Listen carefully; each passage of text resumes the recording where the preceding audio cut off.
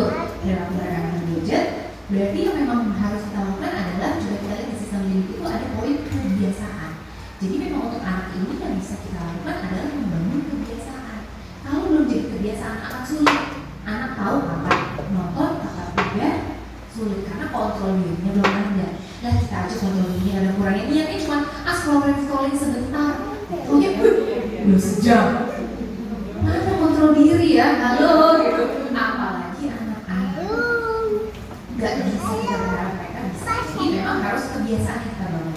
Misalnya tadi di rumah bapak udah kebiasaannya oke nonton gadget misalnya ketika makan. Atau bisa ada cara tips ideal nanti akan kita lihat di belakang. Ya gitu ya, jadi di kebiasaannya. Dan karena tadi sesuatu itu ngomongin emosi, nah nanti juga ada caranya nih untuk menggugah emosi mereka sampai mereka akhirnya mau kooperatif dengan kita. Tapi apakah cara menggugah emosi mereka dengan cara kita itu marah-marah? Apa mau kita marah-marah? Jadi oke mama, aku akan nurut sama mama. Malah kata anak makin gitu ya, kesel. Tapi kalau kita sendiri aja dulu, marah-marah dia makin kesel. Yang ada dia tadi ya serang atau lari gitu ke kita. Kalau nggak melawan ya dia kabur. Kira seperti ini latar belakang supaya kita lebih memahami dulu kenapa sih perilaku gadget ini jadi problem banget tadi. Karena memang struktur otaknya yang dulu memadai untuk bisa melakukan yang namanya kontrol diri dan sebagainya.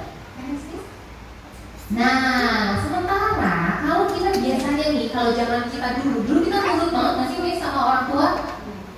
Nurut banget ya, karena sering dikasih apa? Dikasih dukungan. Kadang kita dengan oke nanti kalau gini ya. Tapi efek hukuman itu baik atau enggak sih sebenarnya? Aku ada contohnya baik ya.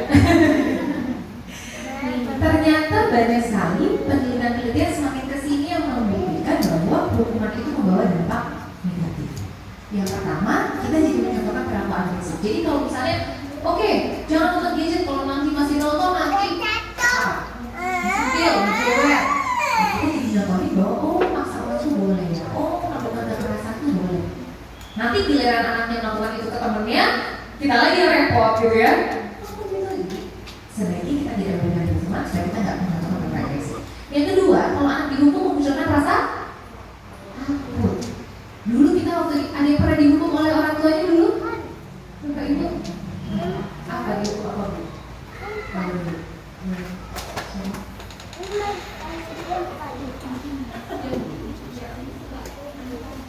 Ya diancam, yes, ancaman termasuk dulu. Nanti ibunya, nanti jajan dipotong misalnya gitu. Biasanya efeknya langsung cepat sih kalau yang diancam bener nggak? Langsung nurut. Tapi dampak jangka panjangnya kira-kira gimana? Biasanya nurutnya hanya kalau ada karena maksudnya adalah anak itu sebenarnya kalau dihukum takut, anak kalau diancam dia takut, nggak ada sederhana gitu. Nah, dalam melakukan pengaturan waktu tuh saya mencoba seperti aturannya sama gitu kan, aturan batas waktu. Nah, seperti itu apakah benar atau malah takutnya saya itu bisa mengurangi kreativitas dia karena mama aku belum selesai gitu. Terus saya bilang, yaudah kak 10 menit lagi ya. Nah takutnya batasan saya ini apakah bisa mengurangi kreativitas dia gitu. Karena dia sekarang udah gak terlalu tertarik. Mungkin tertariknya mainan tuh tembak-tembakan yang gak fokus. Tapi yang lain udah gak tertarik. Tapi dia lebih tertarik bagaimana dia membuat animasi, bagaimana bisa membuat game-game yang sederhana seperti itu gitu. Bagaimana sih biar screen time-nya itu juga saya bisa ngejaga dan saya tidak mematikan kreativitas dia seperti apa gitu. Terima kasih. Main screen time itu berapa lama? Tapi semakin kesini akhirnya dihapus karena memang semakin tuntutan zamannya semakin berubah. Kita sekolah aja pakai gadget juga gitu kan. Jadi semakin kesini akhirnya tidak ada aturan yang baku sebenarnya. Tapi yang penting seimbangkan waktu dia ada tadi akses fisik gitu ya, terus ngobrol dua arah sama orang ada, sama paling kalau kayak gitu Bu, misalnya ibu ini memutuskan oke deh mau agak ditambah dikit karena kan ini dia bikin game mengasah juga sebenarnya, dan itu alasan yang bisa diterima juga.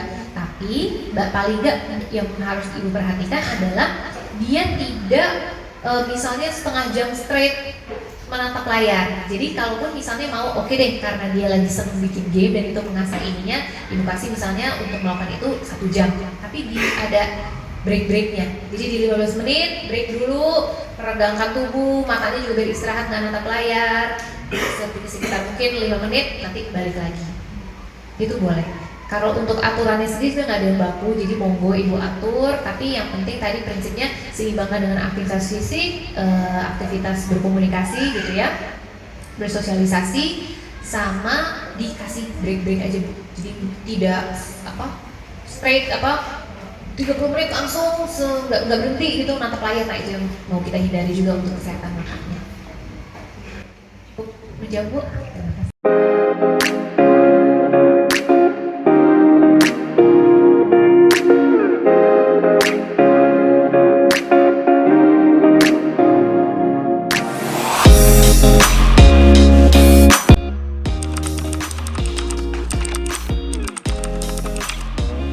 Assalamualaikum warahmatullahi wabarakatuh. Perkenalkan, saya Bunda Naura dari kelas KB.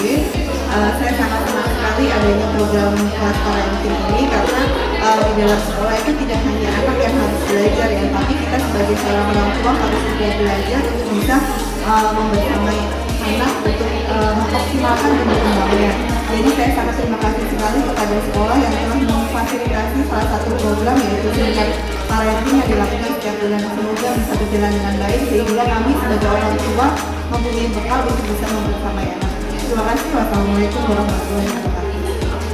Assalamualaikum warahmatullahi wabarakatuh. Saya ibu dari pendamping kelas TKP Pinguin. Alhamdulillah selama sekolah di Pinguin banyak banget manfaat yang saya dapatkan. Salah satunya program parenting.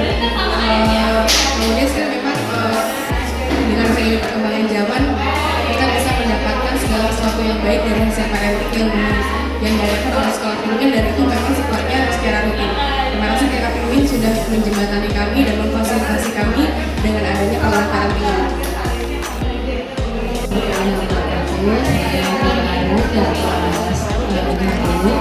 Alhamdulillah saya sudah berapa tahun ya sekolah anak saya psikolog, sekolahnya di sini terus, karena saya merasa di sekolah ini dipilihin itu banyak sekali dapat ilmu, bukan hanya anaknya tapi juga orang tuanya juga dapat ilmu. Karena yang selama ini saya tuh jarang dapat pengetahuan tentang bagaimana mendidik anak yang baik. Alhamdulillah dari sekolah Pinguin ini memfasilitasi kami sebagai orang tua untuk membangun lagi sehingga kami bisa mempraktekkan kepada anak-anak kami dari acara seminar-seminar yang diberikan oleh pihak sekolah. Terima kasih. Assalamualaikum warahmatullahi wabarakatuh. Assalamualaikum warahmatullahi wabarakatuh. Saya Bunda Fatis dari KGU. Alhamdulillah ya di Pinguin Family ini kita sebagai orang tua difasilitasi dengan seminar-seminar parenting setiap bulan ya, membantu kita untuk bisa kita di rumah dan jadi ada kekompakan di rumah dan